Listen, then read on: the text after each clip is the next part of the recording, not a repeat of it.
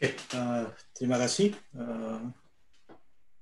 Saya akan melanjutkan sesi ini. Sebelumnya kami mohon maaf kepada beberapa peserta jika kami mematikan video dari Bapak Ibu yang sedang dalam keadaan hidup, karena mengingat mungkin beberapa peserta lainnya memiliki keterbatasan bandwidth untuk menangkap. Jadi kita tutup beberapa video dari Bapak Ibu. Ya, jadi mohon maaf ini supaya yang lainnya bisa mendengar mengikuti dengan lancar. Kemudian, oke, baik, untuk sesi berikutnya saya tampilkan. Oh ya, sebelumnya juga saya mengingatkan bahwa untuk absensi, ya barangkali ada yang memerlukan sertifikat. Absensi itu dilakukan secara online. Tolong dicek alamat linknya pada kolom chat. Kolom chat di sana panitia telah memberikan link untuk registrasi ulang. Jadi tolong namanya jangan salah karena itu yang akan tertulis di sertifikat kehadiran. Oke, baik, saya coba tampilkan sekarang. Mungkin saya mulai dari CV Pak Ali Humaini. Oke,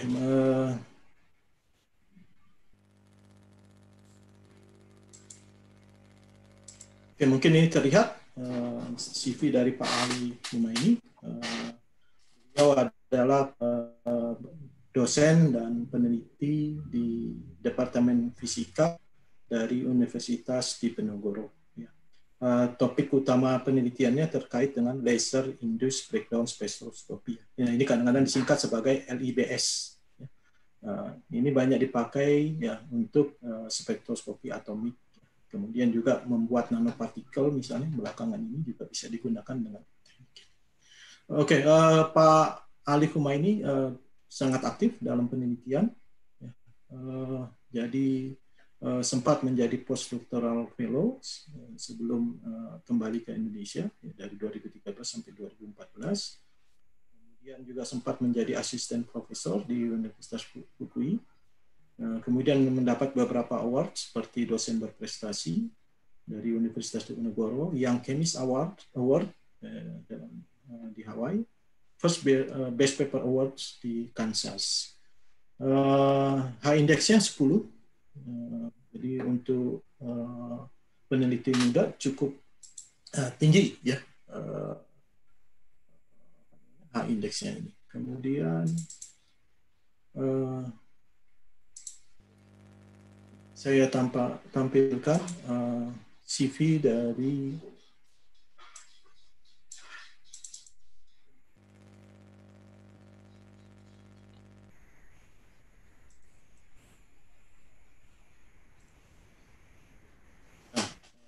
dari Pak Bambang. Jadi maaf, kok Pak Bambang lagi. Pak, maaf.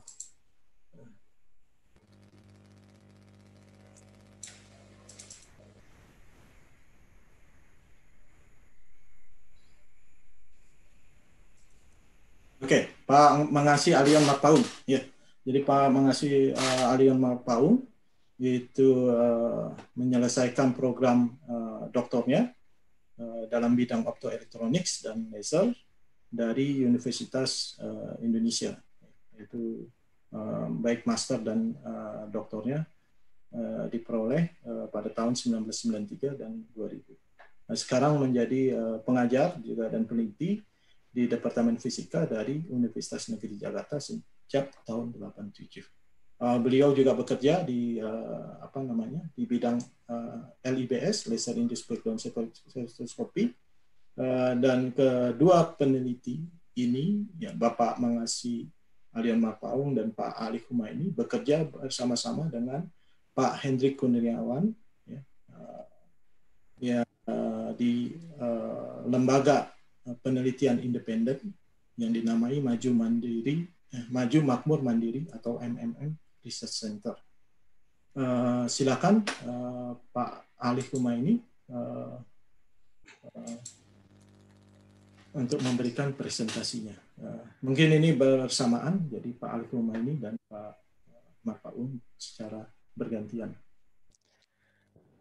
Baik, terima kasih Pak Rahmat Hidayat atas kesempatan yang diberikan. Suaranya sudah cukup jelas ya Pak ya? Saya coba akan hidupkan. Sudah Pak, oke. Sudah ya, baik. Ya. Baik, Bapak Ibu peserta webinar yang kami hormati, saya bisa mulai. Bismillahirrahmanirrahim. Assalamualaikum warahmatullahi wabarakatuh. Kami dari LIBS Group Indolips ya.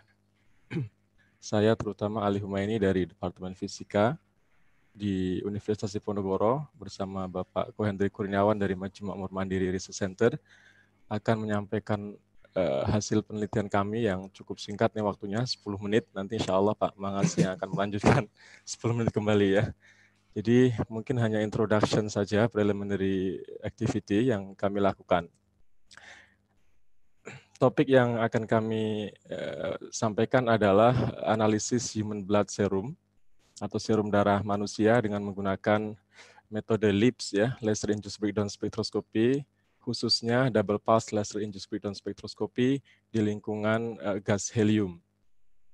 Jadi kami mendapatkan serum darah dari Rumah Sakit Nasional Diponegoro, kemudian kami mencoba untuk melakukan analisis secara atomic spectroscopy menggunakan LIBS untuk mengidentifikasi kandungan elemen. Mungkin ini topiknya sudah bergeser dari COVID ya, lebih cenderung ke healthy life. Baik, Bapak Ibu yang kami hormati, ini saya coba akan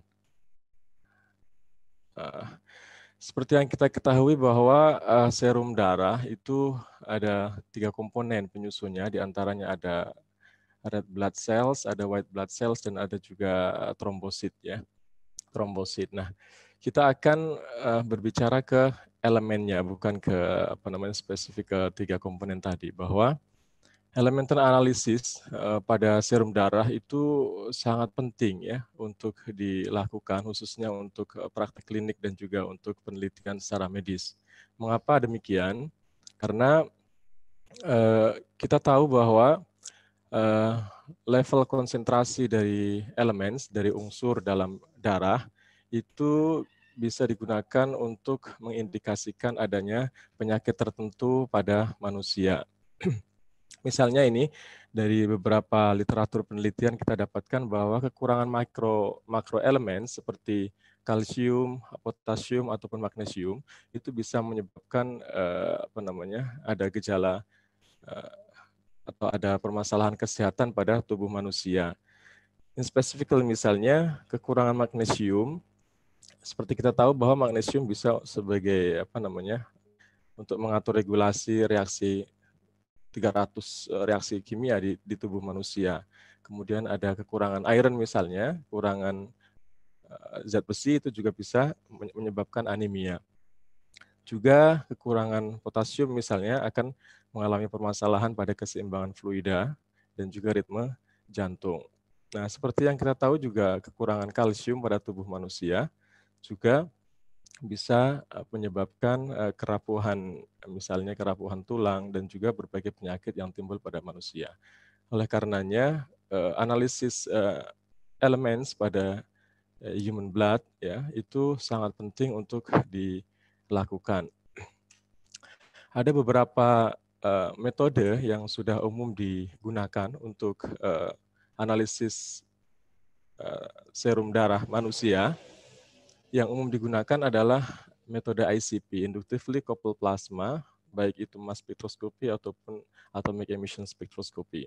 Principally, pada metode ini kita membangkitkan plasma menggunakan radiofrekuensi, high radiofrekuensi dalam bentuk donat plasma. Kemudian kita mengirimkan sampel dalam bentuk liquid, aerosol, ke dalam plasma itu untuk dieksitasi, ya, untuk mengeksitasi atom pada liquid atau penyusun liquid itu sehingga kita bisa mendapatkan konsentrasi atom atau elemen pada liquid. Namun metode ini punya cukup banyak kekurangan, diantaranya ada kesulitan dalam sample preparation misalnya, ataupun perangkatnya yang sangat terbatas, yang sangat mahal ya, dan juga tidak mobile system. Kita perlu metode atau teknik yang bisa digunakan untuk analisis secara rapid ataupun less sample pretreatment. Dan kita akan memperkenalkan metode baru yang belum banyak dikenal di Indonesia, namanya laser-induced breakdown spectroscopy.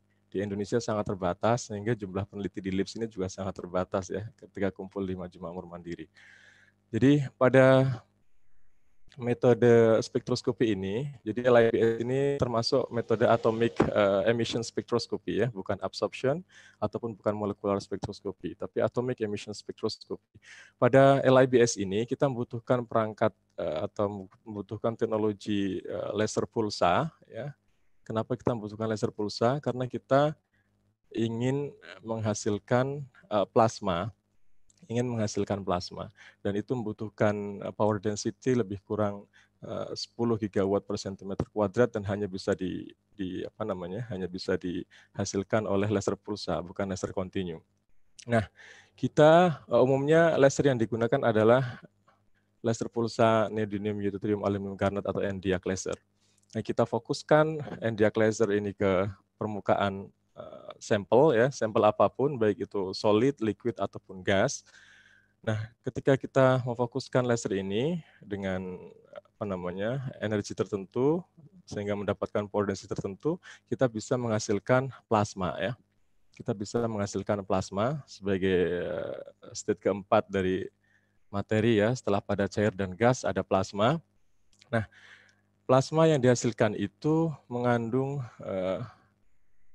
elements atau mengandung molecules atau fine particles ataupun konstituen yang berasal dari sampel, sehingga kita bisa mengidentifikasi kandungan itu melalui plasma yang dipancarkan atau yang dihasilkan di permukaan sampel. Nah, plasma itu kita teruskan ke spektrometer menggunakan fiber optik ya, kita teruskan ke spektrometer untuk mendapatkan spektrum. Nah, spektrum di sini yang kita bahas adalah spektrum pada panjang gelombang sekitar cahaya tampak, kemudian inframerah ataupun dekat ke ultraviolet. Mengapa demikian? Karena itu adalah garis emisi yang banyak menghasilkan garis emisi atomik ya. Karena kita berbasis pada spektroskopi atomik. Nah, apa kelebihannya dibanding metode spektroskopi atomik lainnya seperti ICP? Meskipun untuk compete secara sensitivitas LIBS itu cukup jauh dibanding ICP, tapi ada beberapa kelebihan yang bisa kita dapatkan di antaranya, kita bisa melakukan direct analysis ya, tanpa atau bahkan sedikit sekali pretreatment atau treatment khusus pada sampel. Jadi kita langsung bisa tembakkan laser beam itu ke permukaan material, langsung mendapatkan plasma, sehingga kita bisa mendapatkan garis spektrum melalui plasma itu. Selain itu juga micro area analysis kita bisa lakukan ya. Dan juga tentunya teknologinya jauh lebih murah dibanding teknologi ICP ataupun teknologi SRF, misalnya X-ray fluorescence yang biasa digunakan untuk metode spektroskopi atomik. Nah, ini ada beberapa gambar plasma yang dihasilkan di permukaan solid material pada 1 atmosfer ya, di lingkungan kita seperti biasa. Nah, untuk yang pada tekanan rendah dan gas plasma dari CO2 laser ini telah dikembangkan sejak tahun 82 ini oleh Prof. Kagawa dan Bapak Henry Kurniawan ya. Bisa menghasilkan plasma dengan diameter yang cukup besar dan kita bisa mengidentifikasi elemental signal intensity dengan sangat tajam, full width atmosphere sangat sempit ya, sehingga kita bisa menghasilkan sensitivitas yang lebih baik. Itu kemudian ini Bapak Ibu ya, kalau kita ingin melihat teknologi LIPS secara simpel bisa dilihat seperti ini, ada Nd:YAG laser karena ini yang diproduksi oleh diproduksi secara massal untuk mobile system misalnya, itu dengan menggunakan NDIAC laser yang praktis, bisa mendapatkan laser yang cukup kecil, compact. Kemudian ada sampelnya, dan ini adalah spektrometernya untuk mendapatkan emisi spektrum yang Bapak Ibu bisa lihat di pojok kanan bawah. Ini contoh emisi spektrum dari helium gas ya. Kalau kita menembakkan laser beam memfokuskan laser beam di lingkungan gas helium, maka kita bisa mendapatkan banyak sekali garis spektrum dari atom helium. Baik, ini mekanismenya. Kita tidak akan menjelaskan secara panjang lebar karena waktunya sangat terbatas, Bapak Ibu ya. Intinya nanti bisa menghasilkan plasma, dan kita mendeteksi plasma itu menggunakan spektrometer untuk menghasilkan atomic emission spectrum. Nah, kita sudah mengembangkan double pulse, Bapak Ibu ya. Double pulse laser-induced breakdown spektroskopi dengan memanfaatkan 2 laser beam. Mengapa kita memanfaatkan 2 laser beam? Kita ingin melakukan atau meningkatkan sensitivitas deteksi dari atom yang dikandung pada darah. Biasanya masih pada level puluhan ppm atau ratusan ppm. Dengan metode double pulse ini kita bisa menurunkan sensitivitas, menaikkan sensitivitasnya, menurunkan limit of detection-nya, sehingga kita bisa mendapatkan sekitar few ppm level ya. Nanti saya tunjukkan. Dan ini adalah sampel yang kita gunakan, menggunakan serum darah manusia yang disuplai oleh Rumah Sakit Nasional Diponegoro. Kemudian untuk preparasinya kita cukup teteskan 1 mili atau 1 cc, 2 cc yang kita buat film di pure copper metal target, ini logam copper, logam tembaga murni. Nah, di sini nanti kita bisa dalam waktu sekitar 20-30 menit, kita bisa menghasilkan film tipis dari serum darah ya, dari serum darah. Nah, setelah kita menggunakan metode laser-induced breakdown spektroskopi, kita bisa mendapatkan spektrumnya. Ini Bapak Ibu bisa lihat. Kita bisa dengan mudah mendapatkan garis emisi karbon, kemudian hidrogen, ada hidrogen di 656, juga oksigen di 777. Ini karakteristik dari organik material, CHO. Selain itu, kita juga bisa mendeteksi kandungan makroelements dari darah ya. Di antaranya ada kalsium, potasium, ya. Kemudian juga ada magnesium, itu makroelemen. Juga ada mikroelemen, misalnya seperti zinc dan juga iron. Nah, kita dengan mudah mendapatkan itu. Setelah itu kita nanti bisa menganalisis atom dari emisi itu ya, dari spektrum yang kita dapatkan. Nah, ini pada helium gas. Nah, ternyata ketika kita menggunakan double pulse, kita bisa melakukan enhancements atau meningkatkan deteksinya. Contoh karbon dari 4.000-an intensity menjadi sekitar 22.000. Artinya hampir 5 kali ya. Ini meskipun kita masih melakukan pendekatan, masih terus untuk meningkatkan sensitivitasnya, bahkan bisa sampai sekitar 10 kali kenaikan dan menggunakan double pulse. Sehingga dengan menggunakan double pulse ini harapannya nanti bisa menaikkan sensitivitas, sehingga kita bisa mengontrol elemen dalam darah, khususnya yang makro elements dan micro elements. Tidak termasuk yang trace elements, karena LIPS memang spesifik di makro dan micro elements ini. Baik Bapak Ibu, ini ada laser energy dependence. Kita menggunakan 80 milijoule untuk ablasi materialnya. Karena kita masih naik sampai sekitar 70, ternyata dengan 80 hampir saturasi dan kita fix di 80 milijoule. Kemudian kita juga menguji number of laser shots dependence ya. Ternyata dengan laser shot dependence errornya tidak terlalu tinggi sehingga kita bisa errornya sekitar 5% ya, hampir 5%. Jadi kita masih bisa gunakan untuk mengetahui konsentrasi darah. Kita bisa memonitor konsentrasi darah. Jika drop sekali, nanti kita bisa langsung mendapatkan informasi itu. Baik, terakhir ini kami sampaikan limit of detection yang sudah kami hitung dengan menggunakan metode analit pakai emission analysis di line garis spektrumnya untuk kalsium, magnesium, potasium, sodium, dan iron. Itu hampir sekitar few ppm level sampai maksimal 14 ppm level ya. Oke, sebagai konklusinya ini perlu saya sampaikan bahwa kami sudah membangun double pulse LIBS di lingkungan gas helium. Kemudian kita bisa mengidentifikasi secara cepat beberapa major elemen, makro elemen ataupun micro elemen di serum darah manusia yang ke depan akan bisa kita gunakan untuk analisis secara cepat kandungan elemen di darah manusia sehingga bisa membantu proses diagnosis di beberapa rumah sakit. Nah, LOD-nya juga kita lebih bagus daripada single pulse yang sudah banyak orang gunakan. Ada beberapa hasil penelitian itu sekitar 15 sampai 20 ppm, kita sudah bisa mensuppress ke few ppm level. Baik, Bapak Ibu, ini yang kami sampaikan, waktunya sangat terbatas, nanti akan dilanjutkan oleh Bapak Mangasi. Terima kasih. Assalamualaikum warahmatullahi wabarakatuh. Salam. Oke, mungkin bisa diteruskan ke Bapak Mangasi. Tolong di-unmute dulu, Pak. Oke, sudah bisa mendengar, sudah bisa dimonitor? Oke, sudah bisa, Pak. Oke. Sekitar 10 menit ya, Pak, ya, kalau bisa, Oke. karena waktu tanya jawabnya semakin pendek. Ya, jadi sebentar saya mau share dulu.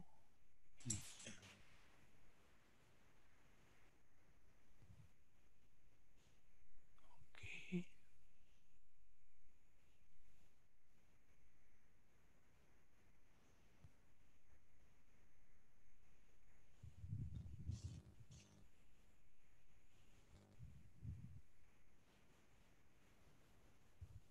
Apakah sudah bisa muncul di layar? Sudah bisa, Pak? Ya. Oke. Iya, jadi ini saya masih satu grup dengan Pak Ali Kumaini. Jadi kalau Pak Ali Kumaini memaparkan hasil penelitiannya mengenai serum darah, kalau saya di sini akan memaparkan hasil penelitian bagaimana mendeteksi kontaminan-kontaminan logam ringan dan logam berat pada ikan. Ya, karena kita tahu bahwa negara kita ini Indonesia yang merupakan negara kepulauan terbesar di dunia dan juga merupakan garis pantai terpanjang juga nomor 2 di dunia, sehingga luas lautnya menjadi cukup besar dan potensial memproduksi ikan yang cukup besar juga. Ikan juga merupakan suatu produk yang atau makanan yang digemari oleh manusia karena dia mempunyai kandungan baik protein, lemak, dan vitamin. Tetapi juga ada masalahnya, yaitu Indonesia ini kan kita punya banyak pertambangan, industri pertambangan, di mana limbah-limbah pertambangan itu sering juga banyak dibuang langsung ke laut. Sehingga elemen-elemen logam berat maupun ringan yang berbahaya kepada manusia itu sering juga dijumpai di ikan-ikan yang diambil dari laut. Nah, dalam hal inilah kita menggunakan LYBS yang sudah dijelaskan oleh tadi Saudara Ali Kumaini, bagaimana kita bisa dibuat mendeteksi unsur-unsur yang terdapat dalam suatu material. Jadi di sini kita kembangkan bagaimana menggunakan LYBS itu mendeteksi kontaminan unsur-unsur ringan dan unsur-unsur logam berat pada ikan segar. Nah, ini adalah desain eksperimennya yang kami bangun. Jadi seperti tadi sudah dijelaskan, di lab Maju Makmur Mandiri itu kita punya beberapa jenis laser dari Endeyak. Ya, jadi laser Endeyak yang kita pakai. Nah, ini laser Endeyaknya.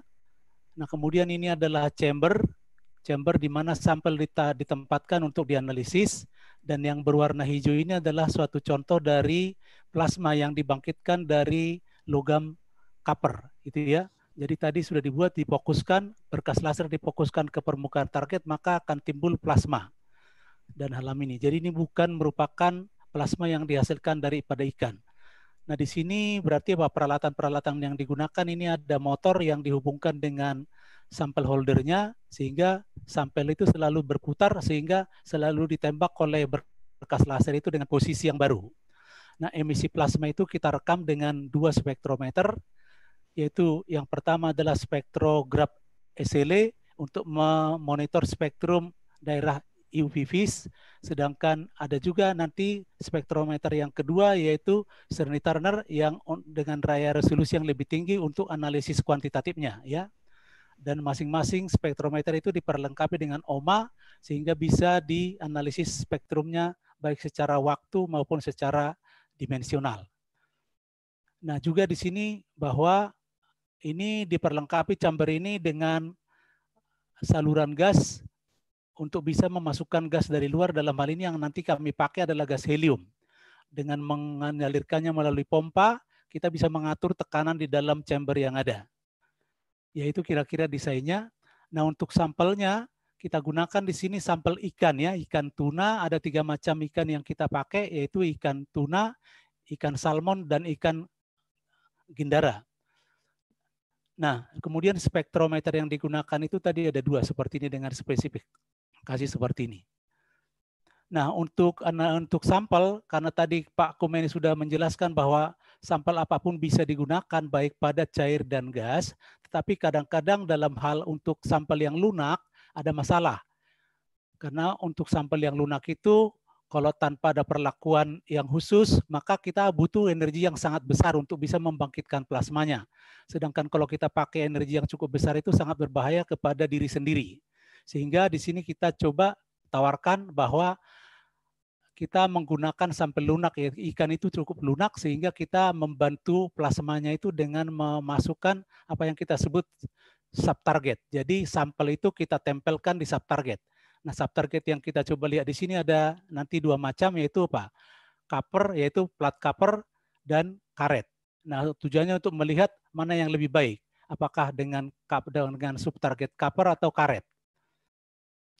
Jadi untuk analisis kuantitatifnya, kita sengaja memasukkan ikan itu kerendam ke suatu larutan yang kita sudah masukkan kontaminan, baik itu dari boron, litium, dan copper, serta PB. Ya.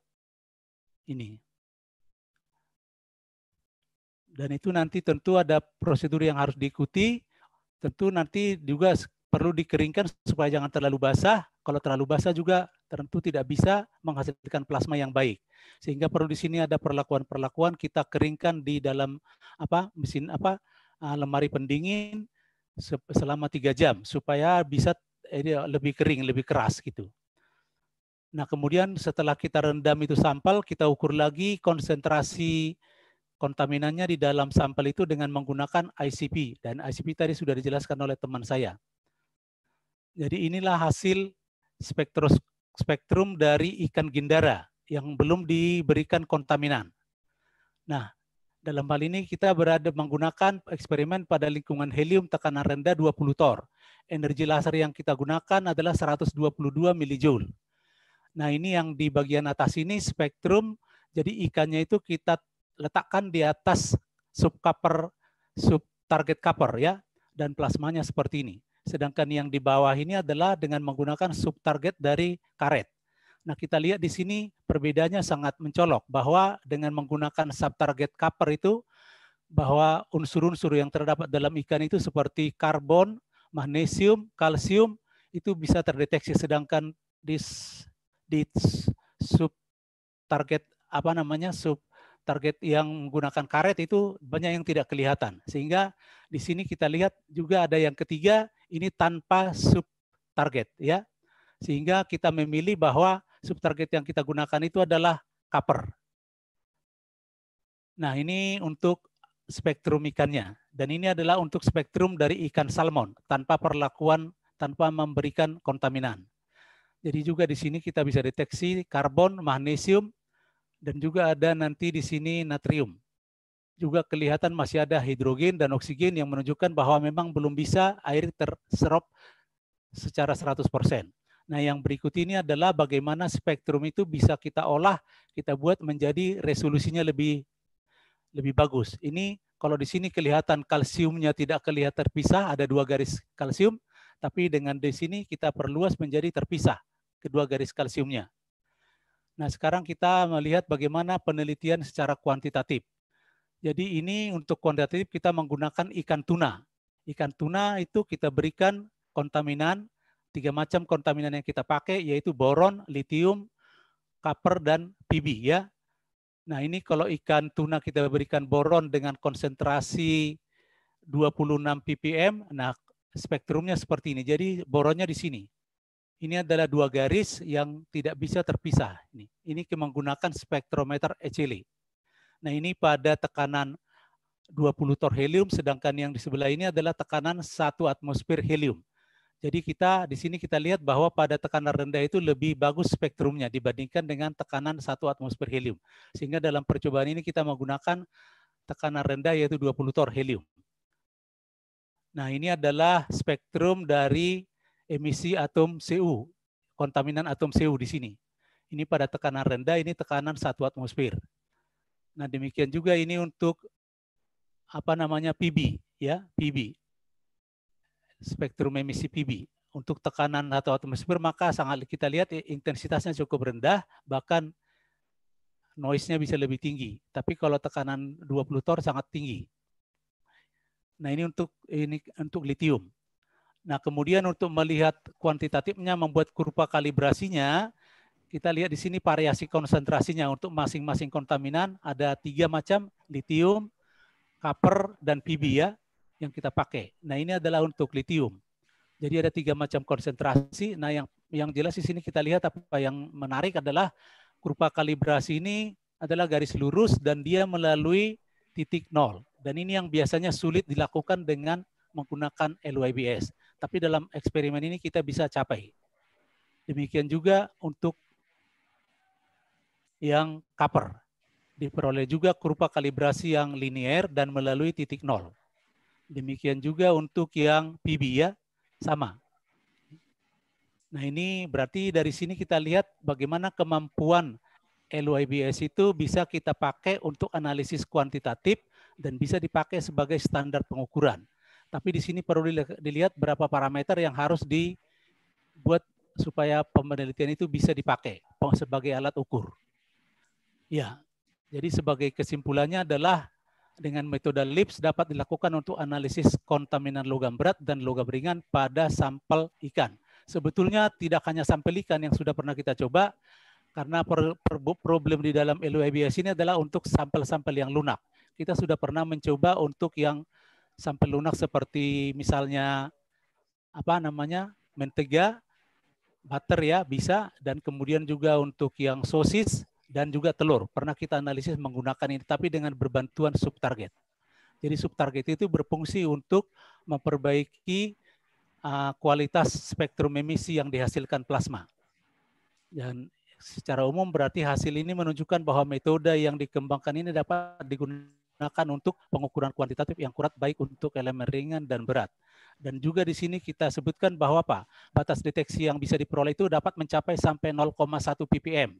Yang sangat baik ini melalui standar yang ditoleransi secara internasional. Demikian yang bisa saya paparkan dari hasil penelitian dengan menggunakan LYBS. Silakan dilanjut Pak Rahmat. Oke. Terima kasih Pak Ali Kumaini dan Pak Mangasi yang telah memberikan presentasinya. Ini waktu kita sedikit, mungkin hanya tinggal 5 menitan saja. Jadi coba saya pilihkan beberapa pertanyaan. Ya. Mungkin ada beberapa pertanyaan, misalnya dari Pak Heri Sutanto, Universitas Diponegoro, yaitu terkait dengan masalah validasi ya. Jadi apakah ada tahapan validasi dalam analisa serum darah dengan menggunakan metode LYBS ini? Ini kenapa perlu validasi? Karena misalnya disinggung oleh Pak Azhar Zam dari Universitas Basel bahwa kelihatannya dengan metode LYBS ini tidak bisa secara langsung mengukur konsentrasi. Nah, apakah ada cara untuk menentukan konsentrasi? Kemudian ada pertanyaan, itu mungkin barangkali Pak ya, jadi validasi dan apakah bisa menentukan konsentrasi. Kemudian yang kedua, ini mungkin dari Pak Hari Budiman di Pusribang Badan, menggunakan gas helium itu cukup mahal, apakah tidak bisa diganti dengan gas argon atau N2 yang lebih murah? Kemudian kalau ada waktu, tolong dijawab. Ya. Mungkin dari pertanyaan Ibu Fitri Lawati, Universitas Pajajaran. apakah ada peluang menggunakan teknik ini untuk mendeteksi virus COVID-19? Ya, virus mungkin tidak ada logam, tapi tadi kalau dari paparan Pak Ishak dan Pak Bambang sebelumnya, jadi kalau misalnya virus itu dicantelin dengan antigen antibody yang bawa logam emas misalnya, mungkin jangan-jangan bisa kali gitu Pak ya. Maka waktunya sedikit Pak, tolong dijawab secara singkat baik oleh Pak Ali Kumaini atau Pak Mangasih, silakan. Ya, silakan Pak Ali mencoba.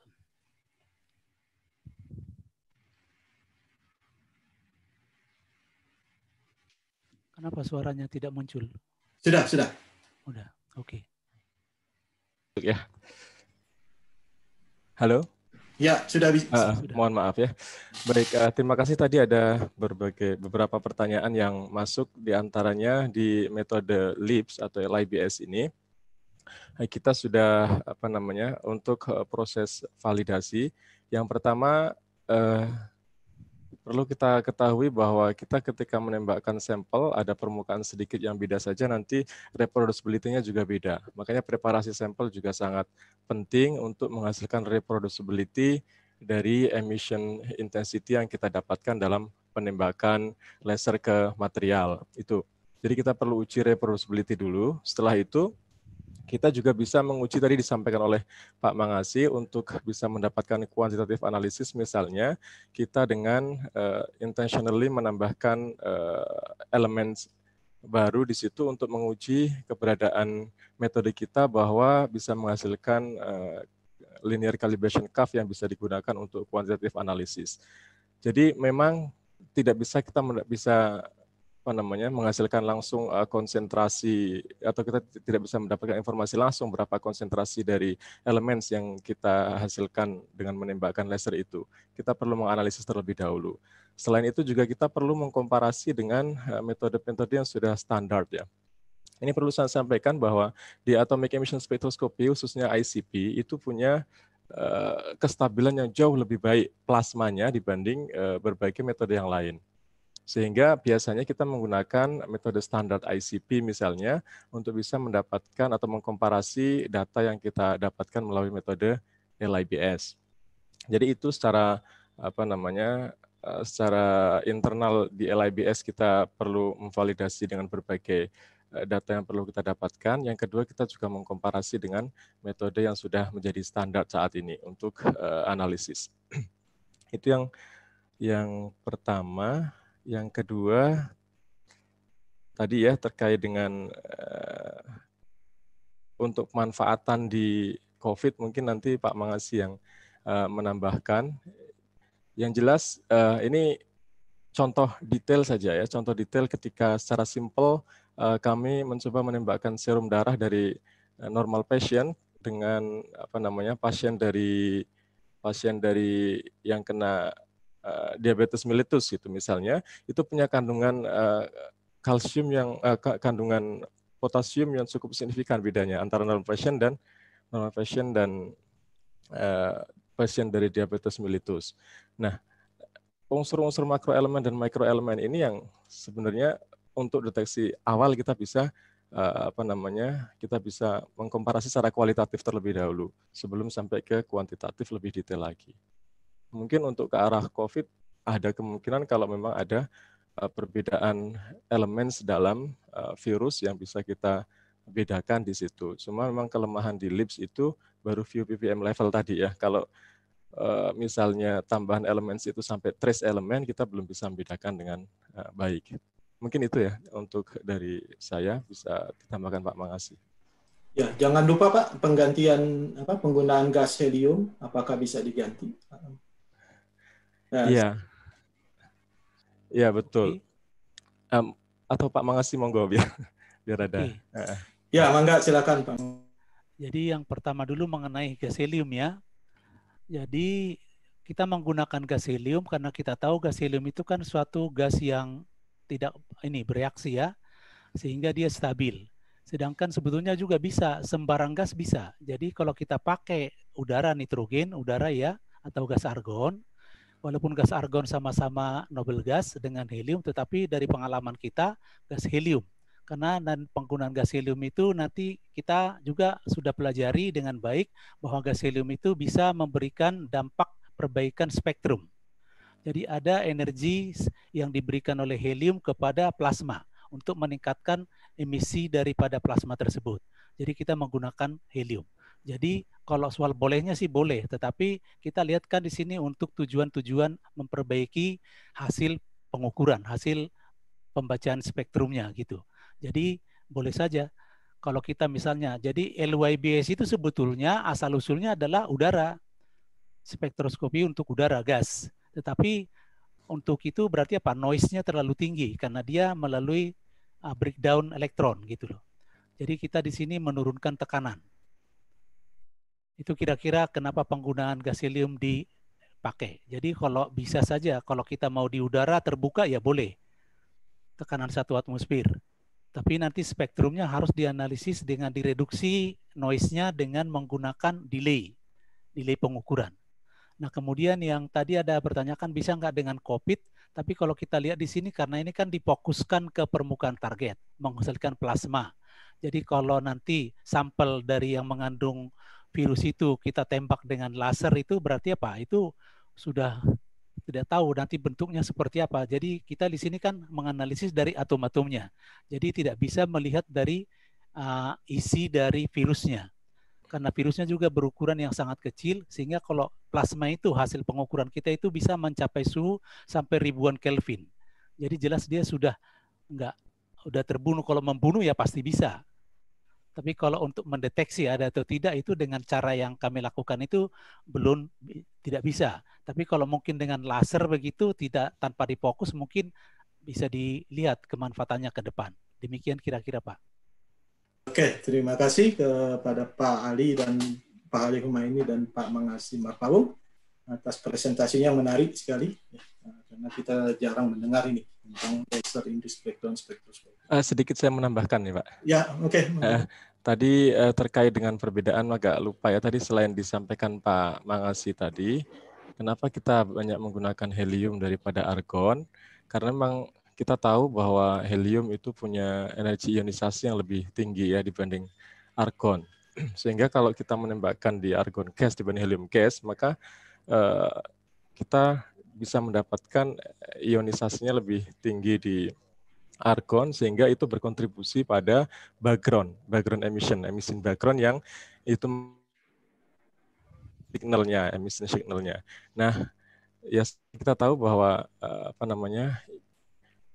proses ionisasi nanti akan menghasilkan limpahan elektron yang banyak, ada proses Bremsstrahlung misalnya yang bisa menyebabkan atau bisa berkontribusi pada garis kontinu yang kita sebut dengan background itu. Sehingga kita berusaha untuk mengeliminasi background dan meningkatkan intensitasnya. Itu yang ingin kita capai. Nah, helium itu selain tadi energi ionisasinya tinggi, juga punya energi metastabil yang tinggi, 19,8 elektron volt. Itu bisa digunakan untuk panning effect proses ionisasi pada hidrogen misalnya dibanding argon yang sama-sama di 12 elektron volt dengan hidrogen. Itu mungkin tambahan sedikit ya. Baik, terima kasih atas tambahan penjelasannya Pak ini. Oke, sesi berikutnya saya kembalikan ke pembawa acara.